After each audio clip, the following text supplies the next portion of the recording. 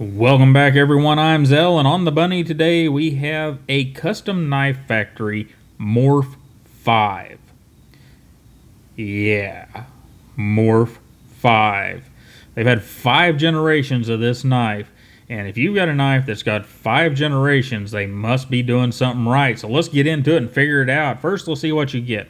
We've got titanium with a carbon fiber inlay that is just super smooth and well done. There's a little bit right there that's not perfect, but overall it's one of the better inlays I've seen in quite a while. All the way across, it's all rock patterned all the way across. We do have a somewhat but not really custom pivot over here, and it's just a really pretty knife. We got a nice, I like the pocket clip on this Morph. You get a look at it. It says Morph 5 down it, letting you know what you got. Not terribly necessary, but it's also not real showy there. And the pocket clip is just plain simple, no nonsense, does its job, and does its job pretty darn well. We'll get back to that here in a minute. And let's do some numbers real quick. Close length of 4.84, handle thickness are right at ½ inch. Spine to spine of 1.54. And let's see, a weight of 4.25 ounces. Not bad for a 3.5 inch blade with an edge length of nearly 3 3/4. We'll explain that here in a minute. In fact, we've done most of the pertinent numbers, so let's get it out here and let's do a little bit of comparison. Let me get that phone out of the way so we can get to the knives we need to get to. There is our Rat Model 1, our Buck 110, and the one I can't ever remember, that Mantra, that's it. It's our Delica stand-in for now. So the Morph is a good sized knife, and it has a funny looking shape to it, doesn't it? Whenever we compare it to almost everything but this has a very similar, I wonder why they have similar shapes. Yeah, we'll get to that. So let's get a look at this blade. We have a big old piece of M390. It's about, what did I put down for thickness? About 4 millimeters thick, or 1.64. It is hand rubbed beautifully satin. We've got some fullers in there that are really just for looks. But the most important thing here is we have a full height hollow grind, or flat grind. I keep saying hollow whenever I say full height, and we don't do millimeters. We are less than 20 thousandths behind the edge. So they built this thing to work, to cut, to be a slicer, even though it's got that 4 millimeter blade stock. And that it does, and does with aplomb. And oh, what do you say? Let's get a look at it first, because man, I'm doing a lot of talking and we're not getting much looking done. Some of you just come here for the looking, and I get that, but man, that is a pretty blade. And it is a used blade, because this is my brother's knife, and he bought this guy to use it. He did not buy it to let it sit around on some shelf somewhere locked up. And there's a good reason why he bought it to use it, and we'll get into that right after we get through our pause and read card.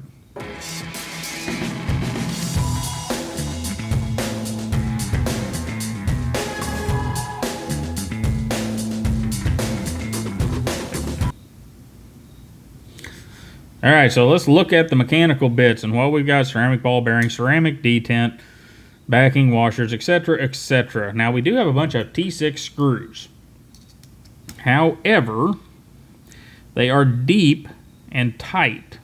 See if we can, there's the philo on there. If I can get that where you guys can, where it'll focus. Come on, focus up. There we go.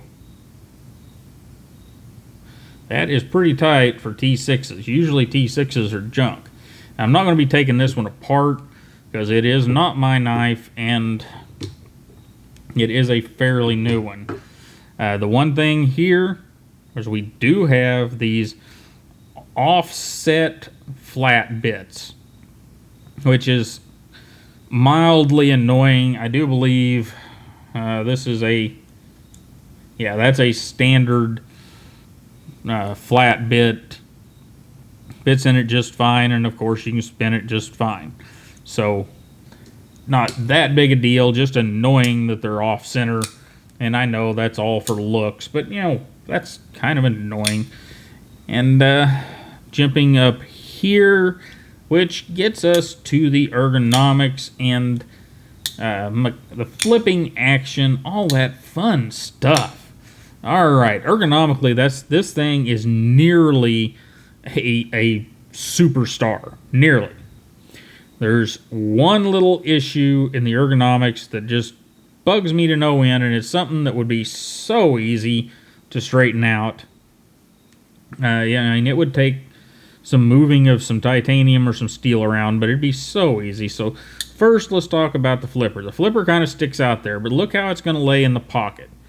Yeah, it sticks out, but it's not something that you're going to run your hand into in the pocket.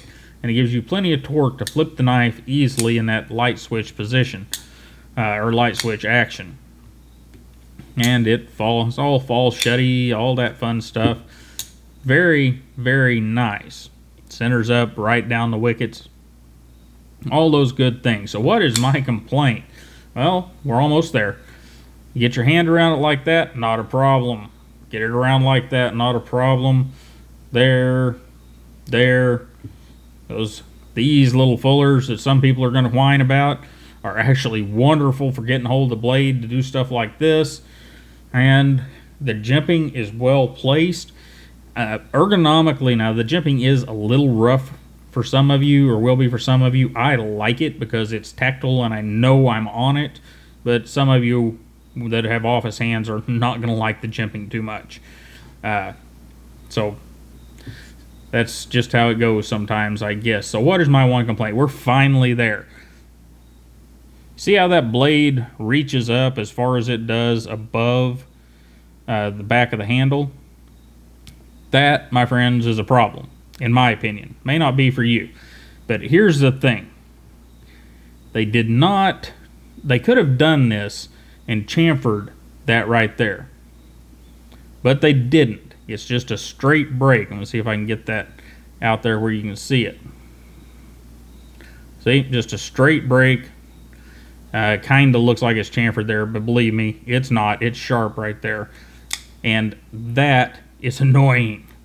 If they had chamfered that right there, if they had raised the titanium up a smidge to meet it, or they couldn't really go too much down here, but they could have chamfered better, and it would have been an absolute all-star as far as ergonomics go. But that makes it a 9 out of 10 and mildly annoying for me.